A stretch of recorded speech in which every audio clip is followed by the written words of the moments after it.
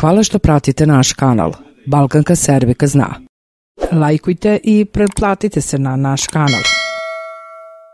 Prvo jaje koje domaćica ofarba u crvenu boju zove se čuvar kuća i čuva se tokom cele godine dok se ne ofarba novo jaje. Međutim, postoje i običaji koji govore drugačije. Najveći hrišćanski praznik Vaskrsenja Gospodnje se na Kosovo i Metohiji dočekuje prema vekovima čuvanim običajima koji se odvijaju utvrđenim redom. Šaranje jaja tamo je prava umetnost, a prvo što se radi je da se našara strašnik. Jaje koje se kao zaštitnik doma, dece, polja, vinograda i stoke čuva cele godine.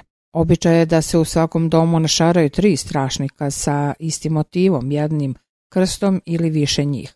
Njihova namena je da štite dom i sve što je u njemu, njive i vinograde.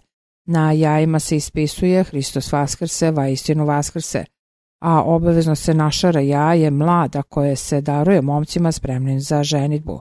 Strašnikom majke ili bake praveći znak krsta dodiruju deci na spavanju čelo, bradu, desni i levi obraz, govoreći živ, zdrav, crveni rumen.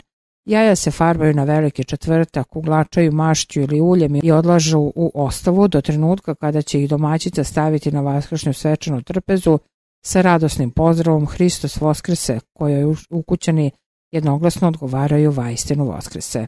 Izvor Alo.rs. Hvala što pratite naš kanal. Balkanka Serbika zna.